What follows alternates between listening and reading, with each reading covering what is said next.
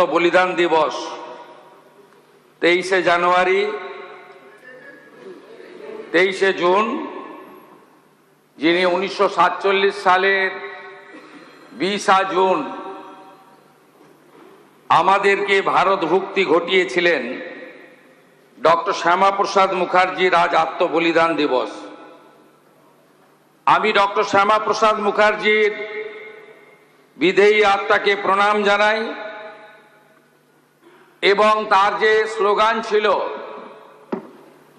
এক দেশ এক প্রধান এক নিশান এক বিধান, তাকে শ্রদ্ধা রেখে যে 370 এবং 35 এর বিরুদ্ধে তার লড়াই ছিল, যা ভারতবর্ষের যশস্বী প্রধানমন্ত্রী নরেন্দ্র মোদীর নেতৃত্বে সেই কালা কানুন থেকে দেশ মুক্তি পেয়েছে, তাকে স্মরণ করে তিমির রাত্রি পোহায়ে মহাসম্পদ তোমারে লবিব সব সম্পদ খোয়ায়ে মৃত্যুরে লব অমৃত করিয়া তোমারও চরণ ছোঁয়ায়ে।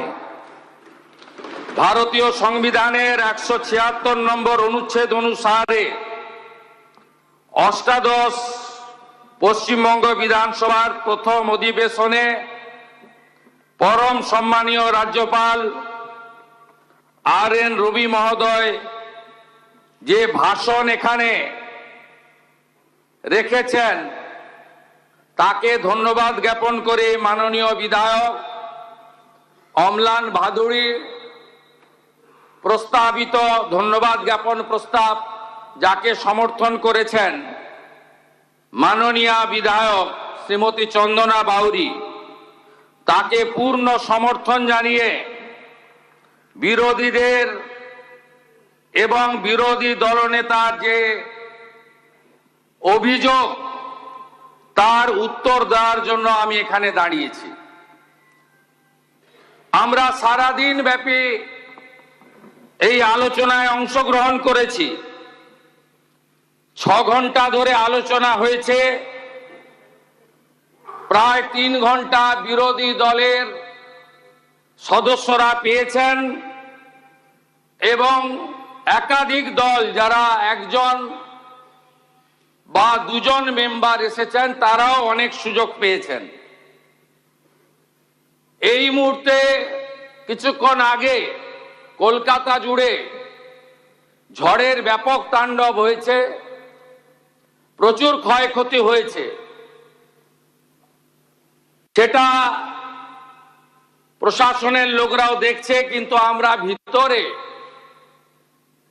রাজ্যপাল মহোদয়ের ভাষণের উপরে বক্তব্য রাখতে গিয়ে বিরোধীদের মোটা মোটা যে বিষয়গুলো এসেছে, এটাকে যদি সংক্ষিপ্ত করা যায় তাহলে দেখা যাবে তারা প্রথম অভিযোগ করেছেন যে তারা আক্রান্ত।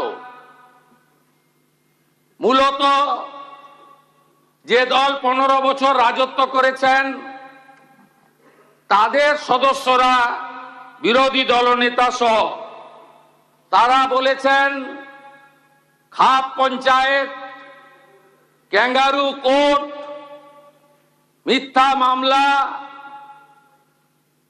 এবং রিলিফের মাল তারা MCC থাকার জন্য বিতরণ করেননি, আর হেরে যাওয়ার পরে ফেরত দিতেও পারেননি। আমি মাননীয় বিরোধী দলনেতাকে একটা হিসাব দেব, সেই হিসাবটা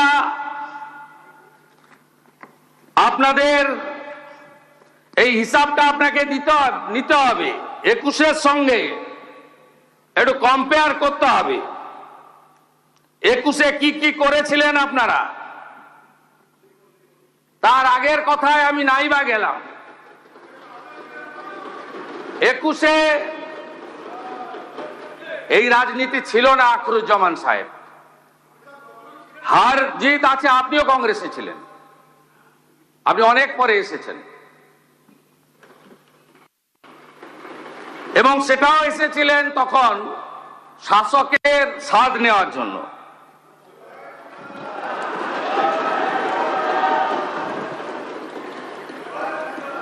আমি আপনাকে হিসাবটা দেখাচ্ছি যে অত্যাচার আপনারা করেছেন 21-এ, এই অত্যাচার কোন সভ্য দেশে হয় না।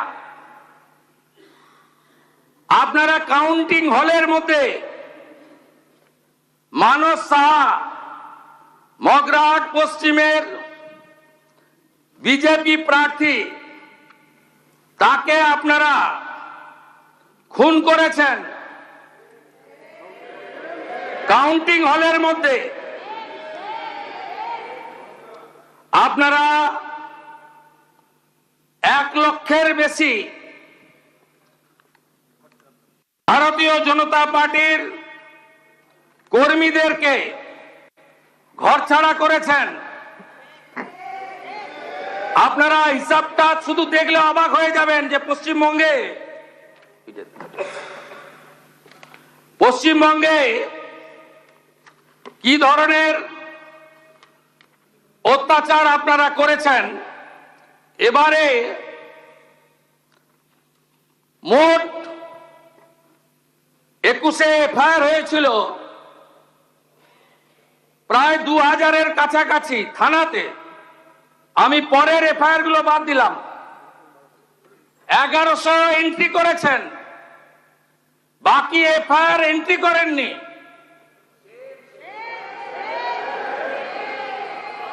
মৃত্যুর সংখ্যা 57। আর এবারে অভিযোগ দিয়েছেন মাত্র 219টা। আর পশ্চিমবঙ্গের পুলিশ এফআইআর করেছে, মোটো এফআইআর নিয়ে 262। আপনাদের আগে ক্ষমা চাওয়া উচিত যে কাজটা আপনারা করেছেন। একজন সদস্য কালীগঞ্জের, তিনি অনেক বক্তব্য রাখছিলেন।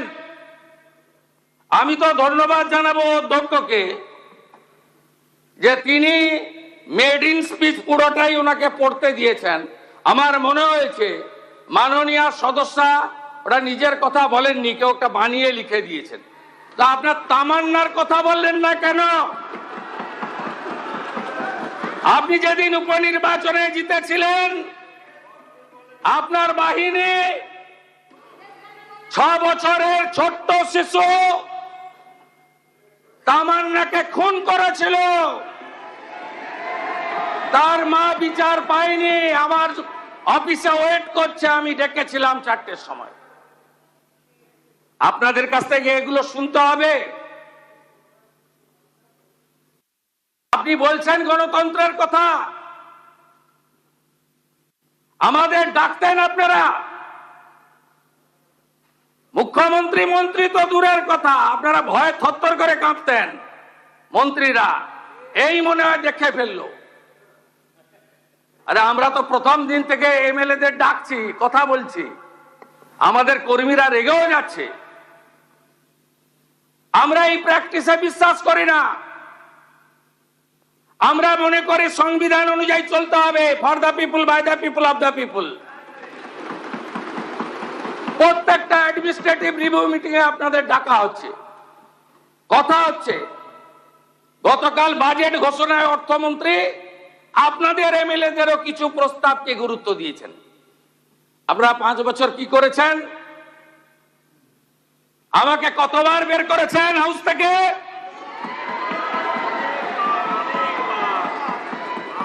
5 বার বের করেছেন। 11.5 মাস বাইরে রেখেছেন। আমি ওখান থেকে দাঁড়ালেই এই বোনেরা সব সামনে এগিয়ে যেতেন, বোনেদের ঢাল তৈরি করা হতো।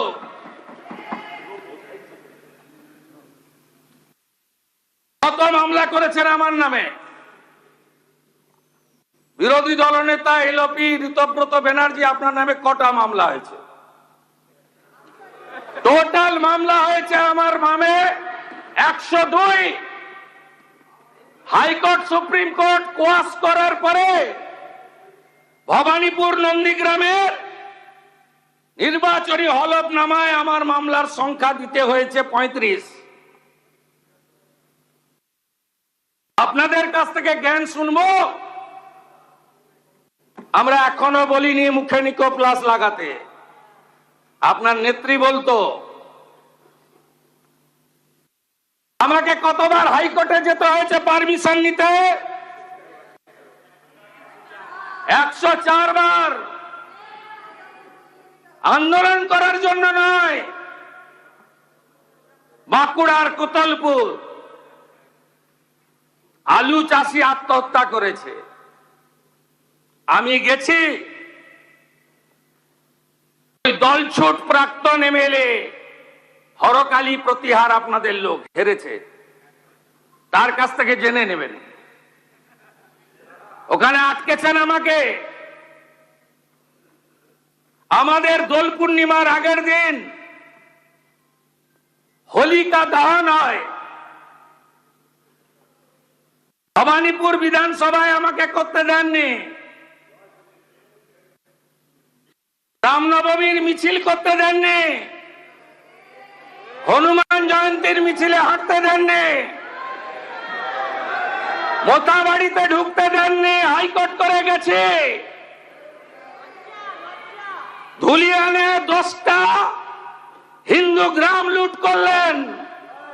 হরগোবিন্দ দাস, চন্দন দাসকে খুন করলেন। আমাকে ঢুকতে দেননি।